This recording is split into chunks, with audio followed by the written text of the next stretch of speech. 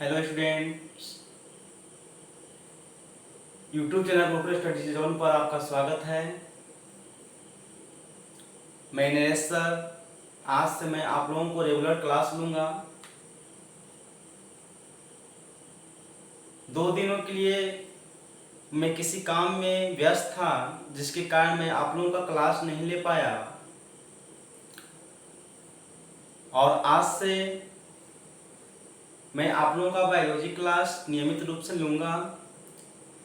जैसे कि हम लोग चैप्टर स्टार्ट किए हुए थे, बायोलॉजी का पहला चैप्टर था जैव प्रक्रम पोषण, जिसमें पाचन तंत्र चल रहा था। ऐसे तो ये क्लास 10th के विद्यार्थियों के लिए है, लेकिन उन सारे स्टूडेंट के लिए भी है, उन सारे दोस्तों के लिए भी ये जरूरी है जो कॉम्पिटिटिव की तैयारी कर रहे हैं, कंपटीशन की तैयारी कर रहे हैं, और उसमें भी बायोलॉजी का यानी जीव विज्ञान का प्रश्न का बहुत भूमिका होती है। तो मैं इस तरह पढ़ा देता हूं कि किसी तरह का जिस चैप्टर अगर मेरे द्वारा कोई बच्चा पढ़ लेता है, उस चैप्टर से एक भी प्रश्न नहीं छूटेगा। नए जो व्यूअर होंगे सोच रहे होंगे कि क्या यह सही है। वे हमारे पुराने स्टूडेंट से जांच कर देखें, पूछ कर देखें, एक दूसरे से कांटेक्ट करके देखें। मेरे द्वारा पढ़ाया गया एक भी टॉपिक से प्रश्न नहीं छूटता है। मैं सभी टॉपिक को पूरा डिटेल के साथ पढ़ाता हूं और ईमानदारी से पढ़ाता हूं। चलिए, तो आज से क्लास आपका शुरू करते हैं।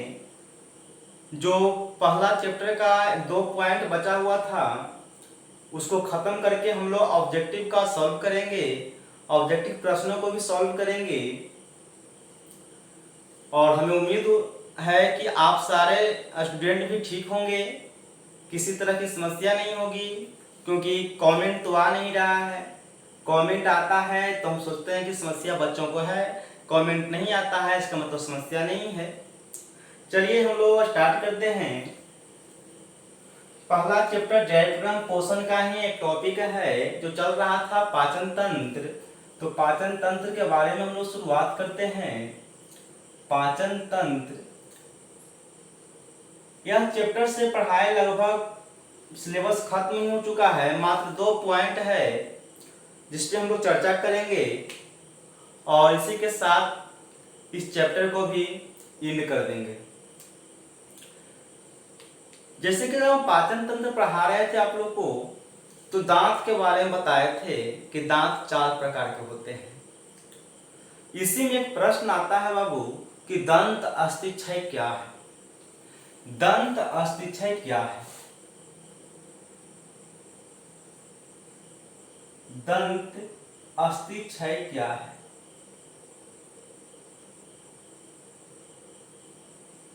क्षय क्या है?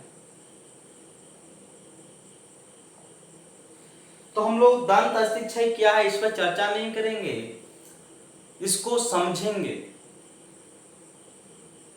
चर्चा के साथ साथ समझेंगे। ऐसा नहीं है कि कथा पे जो चर्चा किया जाता है, कहीं पे कथा होता है, सत्यनारायण भगवान का कथा होता है, आराम से सोए हुए भी है, लास्ट में शंख फुकाएगा और प्रसाद तो वितरण होगा ही। इस पे हम लोग बढ़िया से समझेंगे, गौर करके समझेंगे कि दंत अस्थिक्षय है क्या। आप लोग चाहे तो इस प्रश्न को लिख सकते हैं कि दंत अस्थिक्षय क्या है, और नहीं तो फिर पॉइंट देके और यहाँ पर इस तरह का एरो का साइन देके भी लिख सकते हैं। मैं पॉइंट को बोलते जाऊंगा, आप लोग लिखते भी जाइएगा और समझते भी जाइएगा। जहां समस्या होगी आप लोगों को तो आप कमेंट कर सकते हैं। बाबू, दंत अस्थिक्षय है क्या? तो दंत अस्थिक्षय का मतलब होता है, दंत का मतलब होता है दांत, और अस्थि का मतलब होता है हड्डी। क्षय का मतलब होता है नष्ट। देखिए जो वर्ड दिया हुआ है उसी वर्ड से अर्थ निकलता है, परिभाषा जो होता है कहीं अलग से नहीं आता है। जो वर्ड दिया हुआ रहता है उसको थोड़ा सा गौर करके समझेंगे, और विद्यार्थी यही गलत करता है, वो प्रश्न को समझ ही नहीं पाता है। जैसे देखिए दंत अस्थि क्षय क्या है? दंत का मतलब जान रहे हैं दांत, अस्थि का मतलब हड्डी, और क्षय का मतलब नष्ट होना। यानी दांतों के हड्डी को नष्ट होना, दांतों के हड्डी को नष्ट होना ही दंत अस्थि क्षय कहलाता है। यानी दांत की जो हड्डी है जिसके अंदर अस्थि मज्जा होती है, तो दांत के हड्डी को नष्ट होना ही दंत अस्थि क्षय कहलाता है। अब प्रश्न आती है बाबू कि दांत का हड्डी नष्ट कैसे होता है, दांत नष्ट कैसे होता है, इसके बारे में भी समझ लेते हैं। तो जब हम लोग मीठा भोजन करते हैं तो मीठा भोजन करते हैं तो मीठा भोजन करते हैं तो भोजन के जो कुछ कण होता है वो दांतों में फंस जाती है। सपोज दैट हम लोग खीर खाए, जब खीर खाते हैं तो खीर का चावल का कुछ कण जो है दांत में फंस जाता है। यदि हम लोग ब्रश किए और ब्रश करने के पश्चात भी वो कण जो है फंसा हुआ कण बाहर नहीं निकला, तो फंसा हुआ जब कण बाहर नहीं निकलता है तो वही दांत से जो कण होता है उससे बैक्टीरिया क्या कर लेता है, अभिक्रिया कर लेता है। और बैक्टीरिया अभिक्रिया करके वहां पे एक अम्ल का निर्माण कर देता है। क्या किया, वो कण है बाहर के जो जीवाणु है उससे अभिक्रिया किया, अभिक्रिया करके अम्ल का निर्माण कर दिया। अब आप लोग जानते होंगे कि अम्ल का काम क्या है। अम्ल का काम है कोई भी वस्तु को गलाना। वो क्या करता है, दांत के परत पर एक जो है अस्थायी परत बन जाती है, जैसे पीला पीला बन जाता है, ब्रश किए और नहीं छूटा, तो एक अस्थायी परत, वो परत फिर नष्ट नहीं होता, अस्थायी परत बन जाता है, जिसे हम लोग दंत प्लांक कहते हैं। जिसे क्या कहते हैं, दंत प्लांक कहते हैं। अब दंत प्लांक है क्या, इसके बारे में जानेंगे, फिर से समझेंगे। जब हम लोग मीठा भोजन करते हैं तो भोजन के कुछ कण दांतों में फंस जाती है, और फंसे हुए जब भोजन के जो कण होते हैं वो बैक्टीरिया से बाहर से किसी तरह मुंह में जीवाणु गया, उससे क्या कर लिया, अभिक्रिया कर लिया। अभिक्रिया करके अम्ल का निर्माण कर देता है। यानी दांत के परत पर अम्ल बैठ जाती है, दांत के परत पर क्या हो जाता है, अम्ल बैठ जाती है।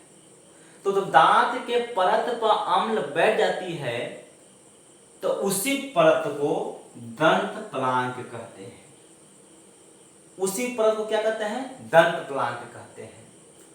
और फिर जो अम्ल होता है दांत को धीरे धीरे मुलायम कर देता है, और मुलायम कर देता है जिसके कारण दांत में छिद्र हो जाता है, और उसी छिद्र को दंत अस्थि क्षय कहते हैं। अर्थात देहाती भाषा में कहे तो खोड़हड़ के नाम से जानते हैं कि खोड़हड़ क्या है।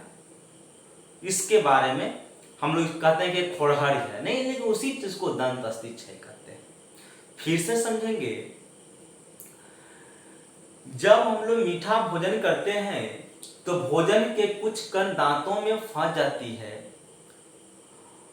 और वही कण बैक्टीरिया से अभिक्रिया करके अम्ल का निर्माण कर देती है, और वह अम्ल दांत पर एक अस्थायी परत बना देती है जिसे दंत प्लांक कहते हैं।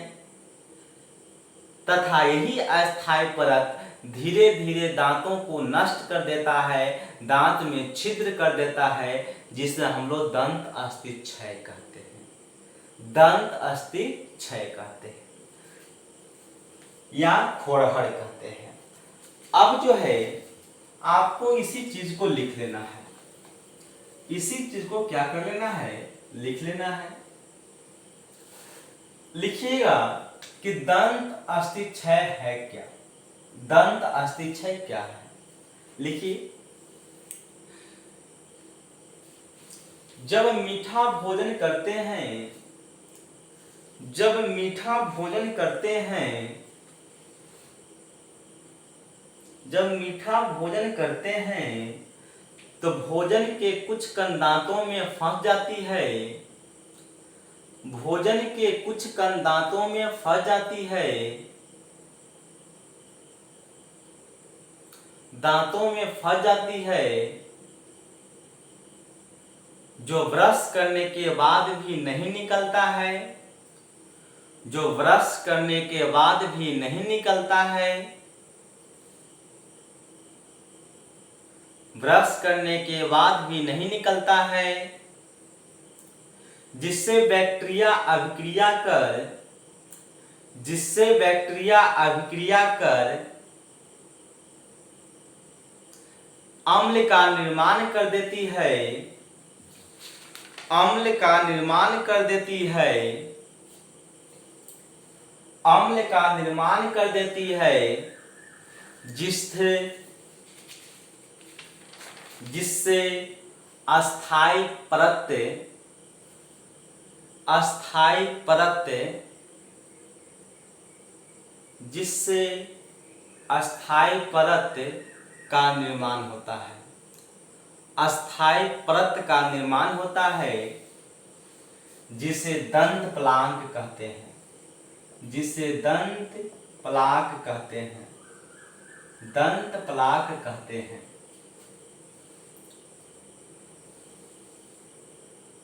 दंत प्लाक कहते हैं। और यही अम्ल की परत धीरे धीरे दांतों को नष्ट कर देती है, और यही अम्ल की परत धीरे धीरे दांतों को नष्ट कर देती है, धीरे धीरे दांतों को नष्ट कर देती है, जिसे दंत अस्थि क्षय कहते हैं, जिसे दंत अस्थि क्षय कहते हैं, जिसे दंत अस्थि क्षय कहते हैं, जिसे दंत अस्थि क्षय कहते हैं। चलिए खत्म हुआ। दूसरा बात हम लोग करेंगे यकृत की, यकृत की बात हम लोग करेंगे, यकृत की बात। पाचन तंत्र की जब हम लोग मानव की आहार नाल के बारे में पढ़ रहे थे या पाचन तंत्र के बारे में पढ़ रहे थे, तो आपको मालूम होगा कि वहीं पर यकृत भी आया था, जो अमाशय के उदर गुहा के दाहिनी साइड, अमाशय बायां साइड था, उदर गुहा के दाएं साइड यकृत था। जैसे कि जब ऐसे नल इस तरह जो है, इस तरह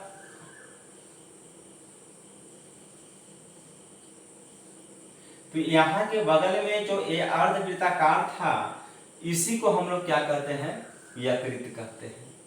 क्या कहते हैं, यकृत कहते हैं। यही जो है आपका क्या है, अमाशय है, इसको इस तरह भी बोल देते हैं, ऐसे किया हुआ था। और यही नल जो है आके फिर क्या करता है, निर्माण करता है इस तरह। तो इसके अमाशय हो गया। यहीं पर जो क्या है, पान की पत्ता के टाइप पर बना हुआ होगा। वहां पर आप देखे होंगे कि पान की पत्ता के टाइप पर बना हुआ था इस चीज को,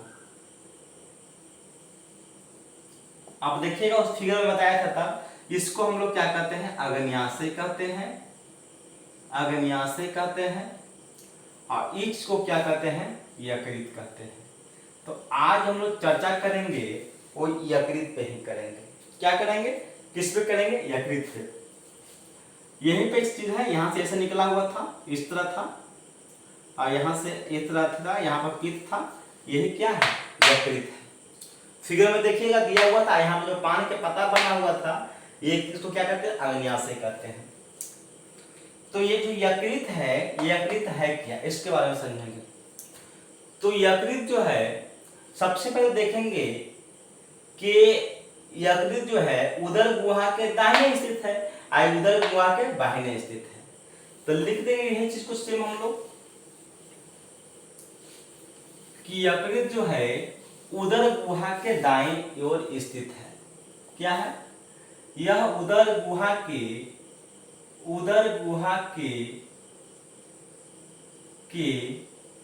दाहिने ओर स्थित है। अब हम लोग बात समझेंगे कि आखिर यकृत में होता क्या, यकृत है क्या। तो यह तो उदर गुहा के दाहिनी ओर स्थित है, ठीक है, तो पोजीशन मालूम चल गया। लेकिन यकृत है क्या? तो यकृत एक ग्रंथि है। क्या है? यह एक ग्रंथि है।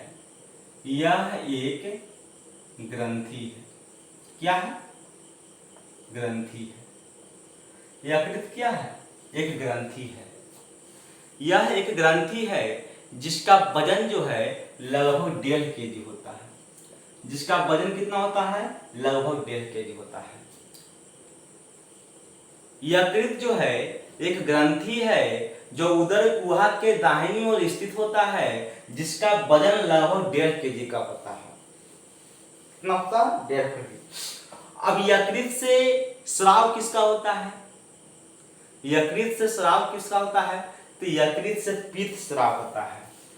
ये तो लिख लेंगे। यकृत क्या है? तो उदर गुहा के दाहिनी ओर स्थित होता है। यकृत एक ग्रंथि है। यह लगभग 1.5 kg का होता है। ऐसा लिख लेना है, यह लगभग 1.5 kg का होता है। यकृत से पित्त का स्राव होता है, ये भी लिख सकते हैं। इससे जो है पित्त का स्राव होता है। किसका स्राव होता है? पित्त का स्राव होता है। इसको आप लिखते भी जाइएगा, कोई दिक्कत नहीं है। यकृत से पित्त का स्राव होता है। अब जो बात आती है बाबू कि पित्त है क्या, पित्त जो है क्या है? तो पित्त जो है हल्का गाढ़ा हरा रंग का क्षारीय पदार्थ है। कह सकते हैं कि पित्त कोई एंजाइम नहीं है। पित्त एंजाइम नहीं है।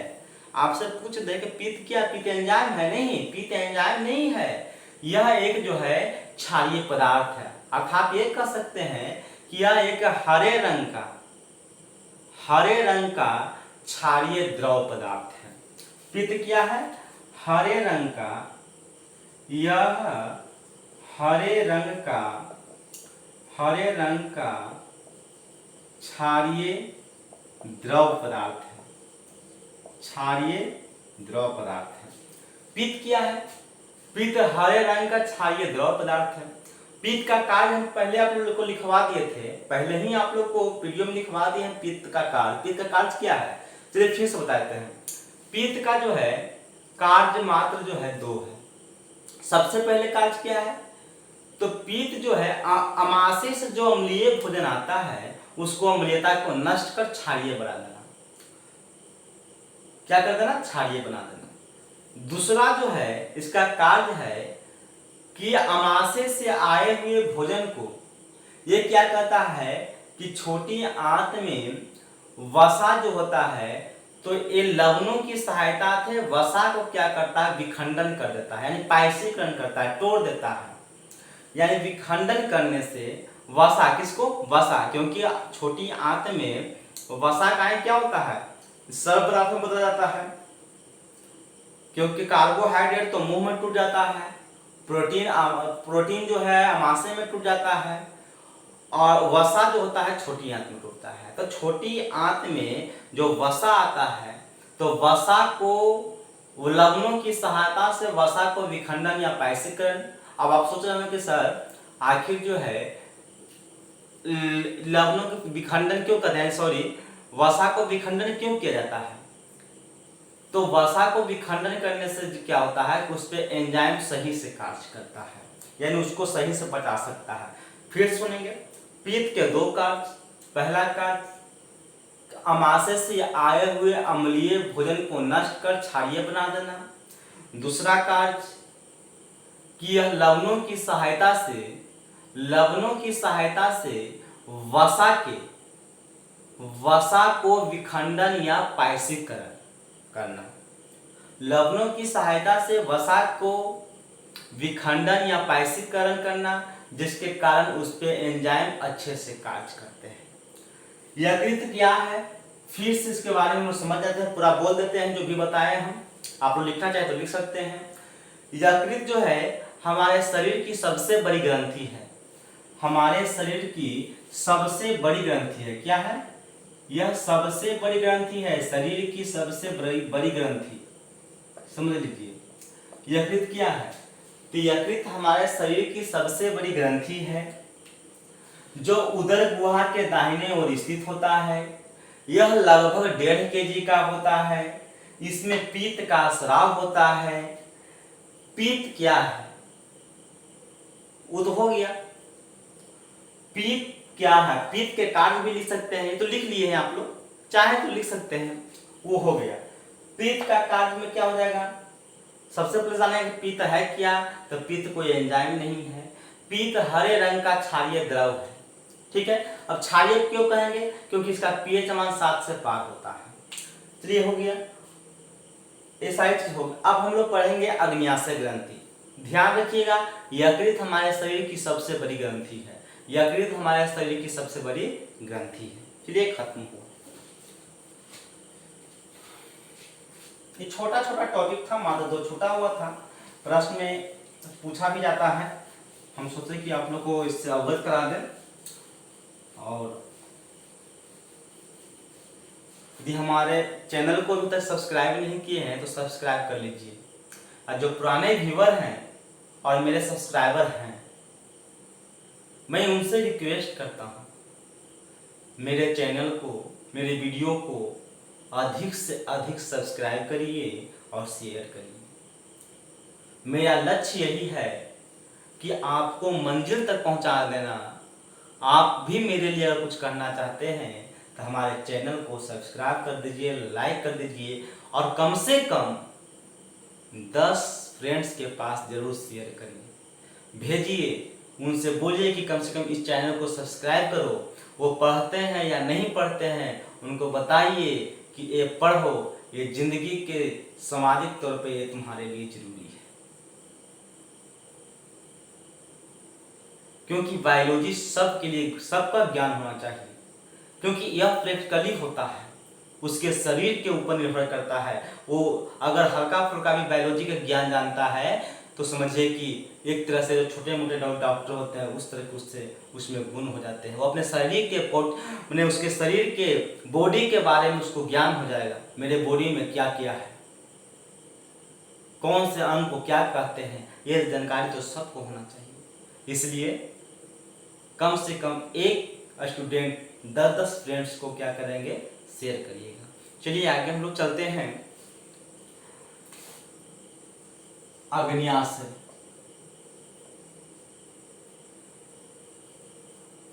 अग्न्याशय ग्रंथि के बारे में। अग्न्याशय ग्रंथि के बारे में। अग्न्याशय ग्रंथि है क्या, इसके बारे में जानेंगे।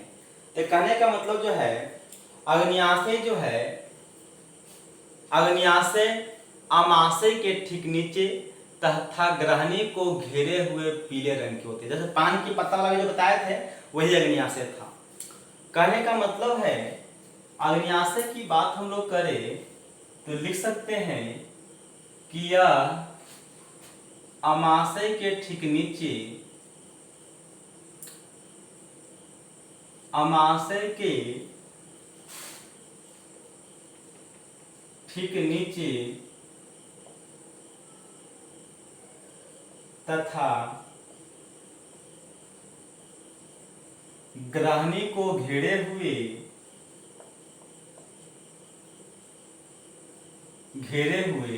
या अमाशय के ठीक नीचे तथा ग्रहणी को घेरे हुए पीले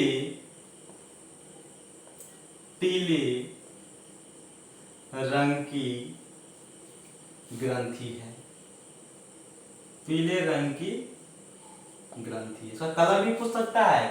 अग्न्याशय ग्रंथि कैसा होता है, तो पीला होता है। समझिएगा अग्न्याशय ग्रंथि है क्या।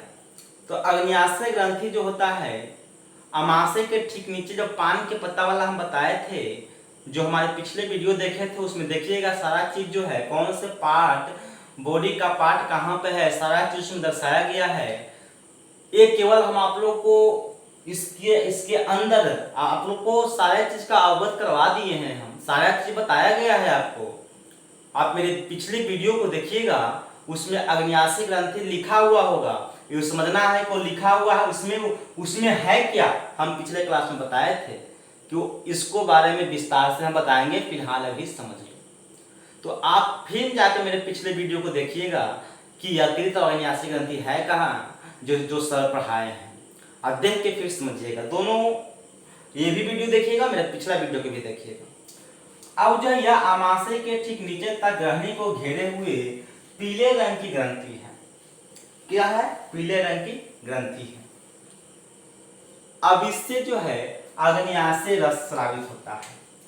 लिखेंगे कि इससे स्रावित रस अग्न्याशय रस होती है। अग्न्याशयी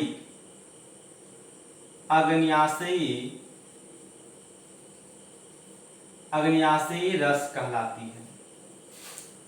अग्न्याशयी रस कहलाती है। क्या कहलाती है? अग्न्याशयी रस कहलाती है। समझ गए? अब अग्न्याशयी रस जो है, इससे कौन कौन से एंजाइम स्रावित होता है आपको बताया गया था, कौन कौन से बताइएगा। तो अग्न्याशयी रस में 3 तरह के रस होते हैं, समझ लीजिएगा। अग्न्याशयी रस में 3 तरह के एंजाइम पाए जाते हैं। कितने तरह के एंजाइम पाए जाते हैं? 3 तरह के। तो कौन कौन होते हैं? तो होता है ट्रिप्सिन एमाइलेज। इससे जो है पहला जो एंजाइम होता है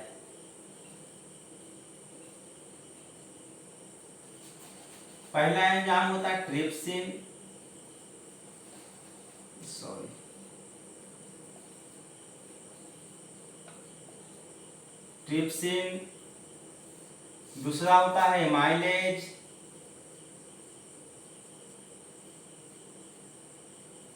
नाम थोड़ा सा टेढ़ा है, इसको याद रखिएगा। उसके बाद होता है लाइपेज,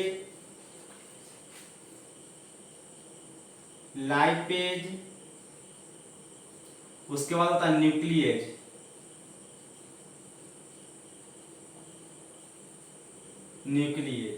ये 4 प्रकार के जो है एंजाइम पाए जाते हैं। ये 4 प्रकार के जो है एंजाइम पाए जाते हैं। अग्न्याशय ग्रंथि क्या है? यह अमाशय के ठीक नीचे तक ग्रहणी को घेरे हुए पीले रंग की ग्रंथि है। इससे स्रावित अग्न्याशय रस कहलाती है। अग्न्याशय रस में 4 तरह के एंजाइम पाए जाते हैं, ट्रिप्सिन, एमाइलेज, लाइपेज और न्यूक्लियेज। आपको ऑब्जेक्टिव प्रश्न पूछ सकता है कि अग्न्याशय रस में कौन कौन से एंजाइम पाए जाते हैं।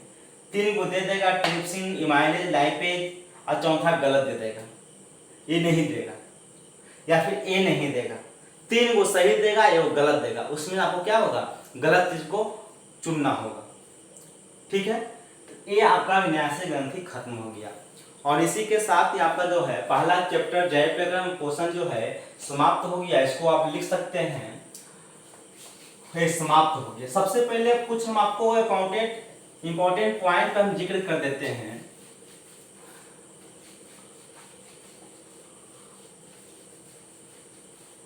प्रकाश संश्लेषण के बारे में थोड़ा हम चर्चा कर देते हैं। बताया गया है, इसके बावजूद भी हम चर्चा कर देते हैं ताकि आप लोग को फिर ताजा हो जाए। प्रकाश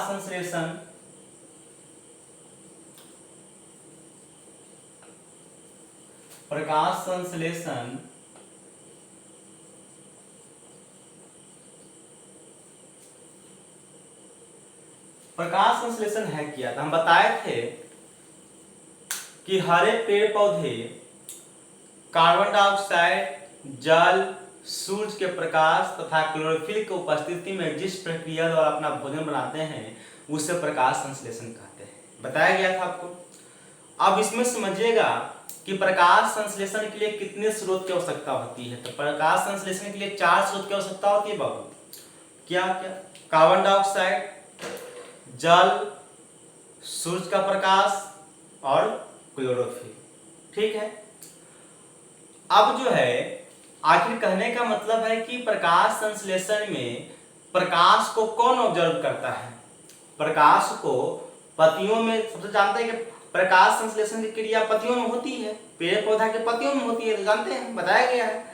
तो प्रकाश संश्लेषण को, सूरज के प्रकाश को प्रकाश संश्लेषण में पेड़ पौधे का कौन सा अंग प्रकाश को अवशोषित करता है? कौन करता है? तो ये होता है आपका क्लोरोफिल। क्या होता है? क्लोरोफिल। क्लोरोफिल जो है प्रकाश संश्लेषण में सूर्य के प्रकाश को अवशोषित करता है। आपसे पूछेगा कि प्रकाश संश्लेषण में सूर्य के प्रकाश को कौन अवशोषित करता है? तो क्लोरोफिल। क्लोरोफिल कहाँ पाया है? तो पत्तियों की क्लोरोप्लास्ट में। यही कारण है कि हरित लवक को प्रकाश संश्लेषी अंगक कहा गया। यानी हरित लवक क्लोरोफिल के कारण क्या होता है? पत्तियां हरी होती है, इसीलिए हरित लवक किसको कहा गया? हरित लवक को क्या कहा गया है? प्रकाश संश्लेषी अंगक। प्रकाश संश्लेषी अंगक, समझ गए? अंग, प्रकाश संश्लेषी अंग, यानी सूर्य के प्रकाश को ऑब्जर्व करता, अवशोषित करता है कौन? क्लोरोफिल। यानी हरित लवक प्रकाश संश्लेषी अंगक है।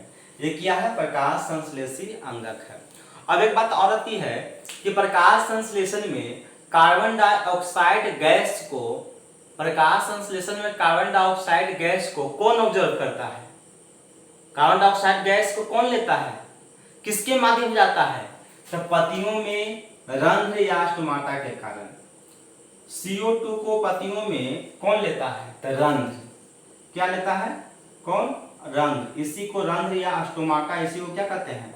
इंग्लिश में स्टोमाटा कहते हैं। यानी रंध्र या स्टोमाटा, पत्तियों में जो छिद्र होता है उसी को रंध्र कहते हैं। तो रंध्र और स्टोमाटा जो होता है कार्बन डाइऑक्साइड को क्या करता है? अवशोषित करता है।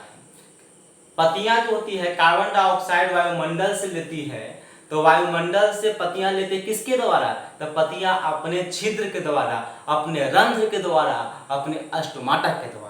अर्थात वायुमंडल से कार्बन डाइऑक्साइड पत्तियां जो होती है, प्रकाश संश्लेषण के समय पत्तियां कार्बन डाइऑक्साइड गैस को रंध्र के द्वारा लेता है, यानी स्टोमाटा के द्वारा कह सकते हैं या फिर छिद्र के द्वारा कह सकते हैं, एक ही बात है।